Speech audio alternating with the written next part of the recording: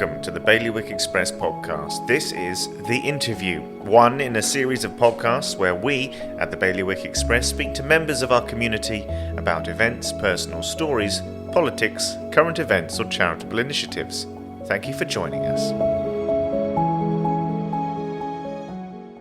In this episode of The Interview, Nick Mann speaks to John Fitzgerald about Channel Islands Air Search. The charity is this year's beneficiary of the Harbour Carnival, being organised by the Guernsey Round Table. Channel Islands Air Search was founded in 1980. It started off with it was a Piper Aztec aircraft, which I think belonged to Guernsey Airlines at the time, and I think it was used on a sort of ad hoc basis. So I think Guernsey Airlines were using it for sort of ferrying crew around their various different bases, and then when the aircraft was here and there was a need for, if there was a need arose for a search, then informally I think it was used for that purpose, and then it gradually became a sort of formal thing in 1980, and then sort of the rest is history really. So I think Air Search bought the Aztec with help from the Lions Club, which is why the aircraft's always been named Lions Pride. And in the early 90s, we sourced our first Islander, which was that was second-hand aircraft that came from South America, and it was sort of repurposed for our use with various sort of different search aids on board, and then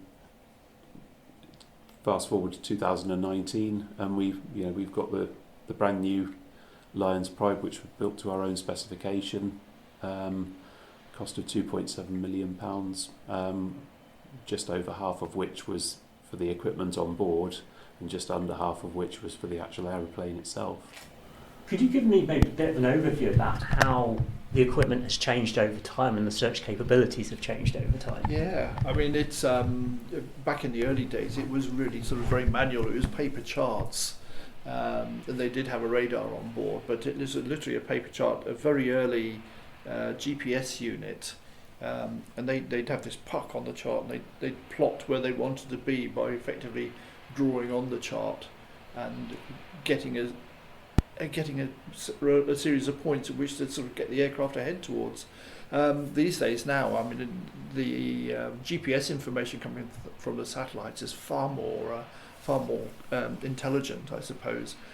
So we're much more accurate with our software, and we sort of now use two forms of navigation software on board outside of the pilot's bits. We use some Furuno software for the marine navigation, because that's got built-in search pattern generation, and in the back we've got a different sort of software which is more mission management, but it's ideally suited for land-based searching, because right back in the very early days, all the searches were basically for sea searches. Hence the name, the lifeboat's eyes in the sky. But now it's sort of split pretty much 50-50 between land and sea. Because I mean, today's people who go boating are more qualified. They do go and cover all the RYA courses. So they know where they are when they get lost or when they break down. And it's just a quick radio call, and someone will come and tow them in. Whereas we will only go out if somebody's life is in danger, whether it's on land or at sea. We don't go looking for people who are having a bit of a problem. As such, it is a very much life-saving exercise we undertake. And I mean, how many times do you get called out nowadays? Is that? These days it's probably a little over 20 times a year, but we don't fly all of them. Quite often we'll sort of get up to the airport and they've found what they're looking for, so we'll get stood down. We did one the other day. We'd literally just taken off on the runway, and we were stood down because the person had sort of emerged from the sea. But then we sort of get very long searches. We've done 3 in Jersey over the last year, where we were up for over a period of days, to try and help the authorities find these people. And if you could just give us maybe a bit of an insight into how that kind of operation would work in reality, like from the off, What goes on? Well, I mean, when they decide to call us, we use the state's emergency calling system, the Everbridge system, and it'll send out a message to all the crew with a brief indication of where we're going, what we're looking for, who's in charge of the search. Whether it's Guernsey Coast Guard or Jersey Coast Guard or whoever, and we'll all appear up at the hangar. The pilot will do a walk around the aircraft to make sure it's fit to fly. The engineers check it twice a week anyway, but the pilots will still do a walk around while we brief ourselves, get ourselves ready to go flying. Make sure that everything's safe. We've got all the relevant bits and bobs on the aircraft we need for that particular search before we head off. And so we're usually airborne 35 minutes, 40 minutes after the initial call out. A little bit longer at night because we've got to wait for the air traffic controllers and the fire brigade, and also the Jersey air traffic controllers all sort of get into their locations and switch the equipment on. Because it's not just a case of pitching up at 2 a.m. It's there's a whole lot of people who have to sort of come along and get the airport open for us, which they do very willingly and at no cost to us. And once you're in the air, how does that unfold? If we're out at sea, we'll set up a search pattern depending on what sort of. So if it's a person in the water, we will follow a track and move it quarter of a mile spacing with each time we turn around and go back the other way, like a creeping line ahead or a step ladder search, which is the most popular sort of search technique. And if any member of the crew sees something in the water that they think is interesting or is a casualty, then they will effectively take control of the aircraft and tell the pilot which direction to turn, and tell the rest of the crew what they've seen, where it is in relation to the aircraft at the time in terms of distance and direction. So all eyes are out of the window looking for that sort of particular, hopefully trying to find that object again. It's not always easy when we're looking in 4,000 square miles of water. So can be tough, and obviously it's a charity, so there's, and you spoke earlier about the costs of the Lions Pride. Could you give us a bit more of an insight into how you raise the money and how much money is needed every year to keep this going? Yeah, so the annual operating costs are estimated to be in the region of £300,000 now. So although all of our people are volunteers, we still need to raise the money to pay for fuel, the upkeep of the aircraft, the servicing of the equipment on board. So yeah, there's a lot. It's an expensive game, and we're very fortunate that the communities of the Channel Islands are obviously very generous. But in terms of fundraising, the last few years, I think most charities have had a tough time of things with obviously with the COVID pandemic, and also with the cost of living crisis, been well publicised.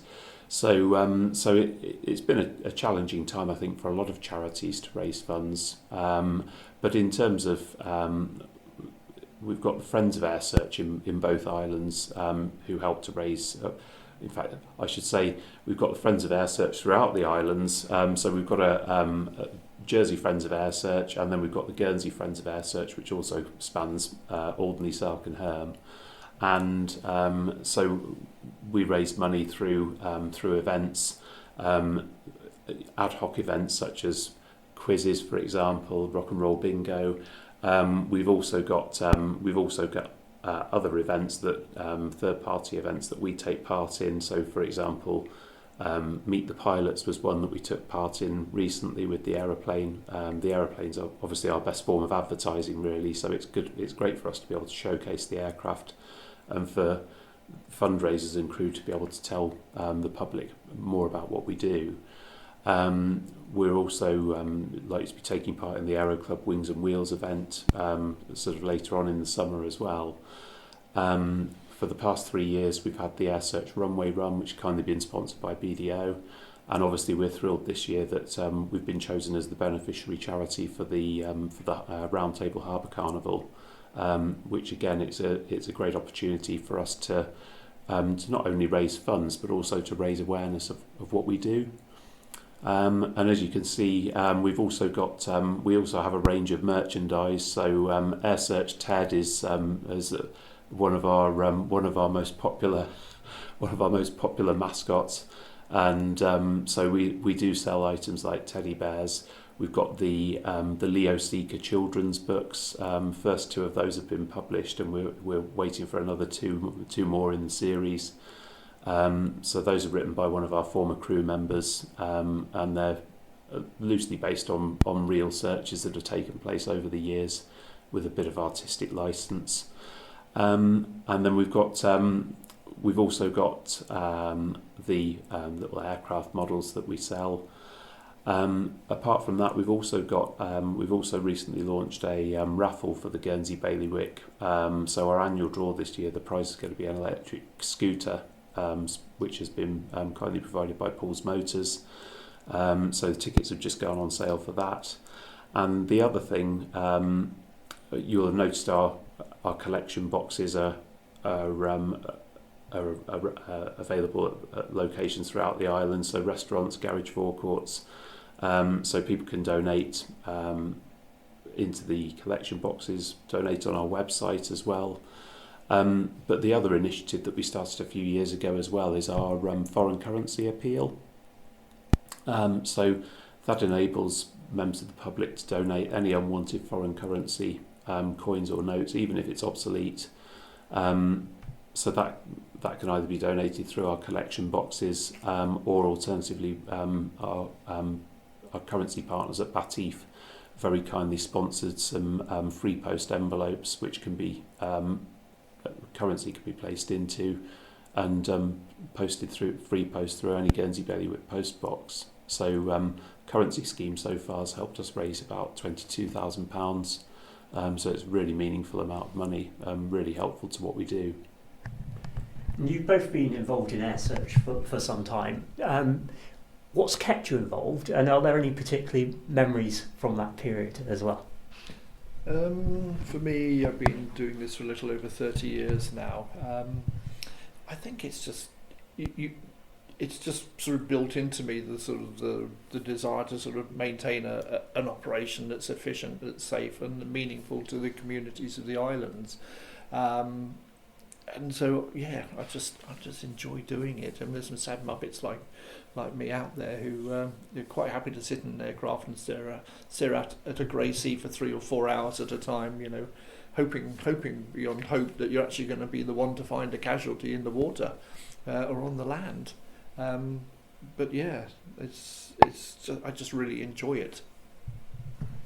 Yeah, and I can trace my connection with air search back probably about the same period of time, and I got involved almost by accident because I did some work experience when I was still at school for Air Europe Express, and one of the ladies that worked for them at the time, I think her husband was on the crew, and they were raising money for the first Islander, back in the early 90s, and Barbara said to me, "Oh, you'd be interested in getting involved with this." And so I got involved selling tickets for the stay at Ibiza on the Crown Pier, and haven't looked back since really. So I went away to uni for a few years and then came back. So I've had a sort of loose connection, and then I sort of got properly back involved again, I guess, in around about 2006 or 7, and took over as head of the Friends or the Guernsey Friends in 2014. So, but as John says, I mean, it's a great organisation to be involved with. It's providing a valuable service to the community, which I feel any of us as islanders could potentially need to call upon at some stage. Obviously, we all hope we won't need to, but it's great to have that there as a backup if we ever need it. And it's also been great to be involved with the friends and the crew, and the trustees are all a great team. We work really well together, and also enjoy being involved with the events as well. It's great to sort of be able to tell the public about what we do. How many volunteers do you have to keep this operation going? Operationally, I think we're probably about 18 at the moment. We could do with some more. I mean, we're looking for not the very young or the very old. We're looking for the 30 years plus, who are willing to give their time and commitment, which isn't onerous by any stretch of the imagination, but we need to be able to rely on them, because we are a small team, and we do spend a lot of effort getting them trained to be able to fulfill a role within the aircraft. So yeah, being available, and not only for call-outs, but as I say, for the training and for the social side of it, is really important to being part of the team. And we're a good team. We all enjoy each other's company, and have a laugh, have a good time. Can you take me through the roles on the plane as well? Yeah, so obviously we have a pilot. They're virtually all commercial corporate pilots. So we've got one who flies for KLM, so he could be in South America at one part of the week, and he could be in Shanghai at the other end of the week. We've got Specsavers pilots, we've got Channel Jets pilots. We did have Aurigny pilots, but I think they've moved to Specsavers. And we got one and another one in training who are what I call a land-based, which are the most valuable ones, because they're always going to be on the island, so they can pop up at any time. So one works for Elizabeth College, and the one works in the finance industry. But the qualifications are quite onerous. Again, minimum of 2,000 hours flying. They need an American license, an American professional license with an instrument rating. So it's not anybody who's sort of done their bit down the club that can come and do. They can certainly come and fly with us, but it wouldn't be a pilot in command. Next to him you've got the P2 observer. He will help the pilot out when the pilot wants him to help him out, reading checklists and changing radio frequencies. But his main role is actually looking out of the window when we're in the search arena, and he's got by far the best view. I mean, he's sort of looking sort of. He's got a sort of like 180-degree view of everything ahead of him. In the middle we've got the search director. He's the one who's usually in communication with the agencies on the ground, Coast Guard, Cross Corson, Cross Joborg, the police, and he runs the navigation software for the marine searches. He also has a repeat of the thermal camera on his console as well. In the back end of what we call the P4 seat, that's the chap who he's got the best view of everything that's actually going on. So he's got the most situational awareness, but he's also the one who throws the flares out of the aircraft when we spot something. And in the P5 seat is the electronic operator seat. So that's where we operate the camera from. So we've got video recorders in there. We've got the mission management software, which will cover both sea-based searches as well as land-based searches, because it's got a series of maps, and we can just call on whichever map we want to use, which is best suited for the search. We can control everything from there, so we can control the camera. We can decide where it's going to go. We can make notes within the software what we've seen, and it'll mark those. It'll permanently give us a heading and distance to actually get back to what we've seen, so we can carry on doing everything else. And then if we need to go back to it, we know where it was, and the camera can just swing straight onto it without any hesitation. And the same with AIS, so we can see all the ships that are transmitting with their AIS, and we can highlight particular ones, and the camera will just go and find it without even thinking. So that's a fairly sort of mind-intensive role, but everybody also looks out of the windows. 5 pairs of eyes is far more efficient than any electronics for a lot of what we do.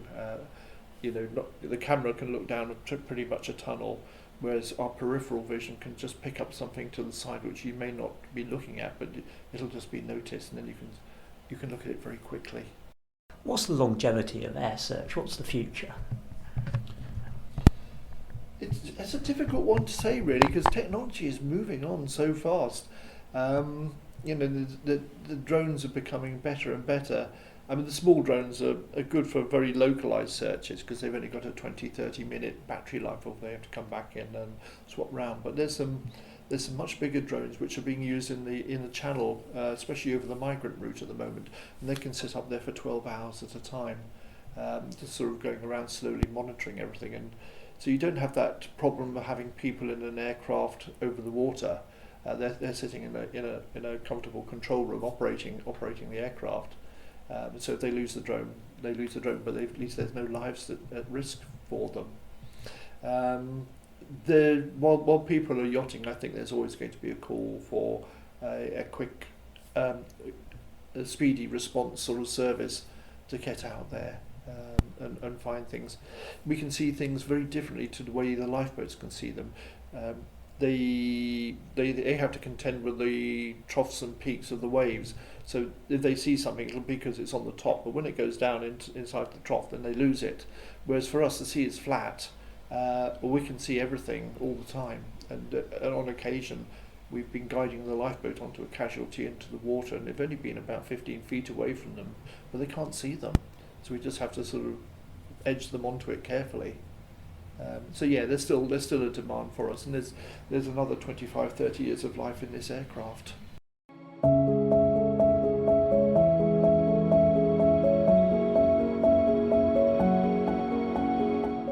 You've been listening to a Bailiwick Express podcast. If you like what you heard, please share, like and subscribe so we at Bailiwick can continue to pull apart the stories that affect you, the listener. Thank you for joining us.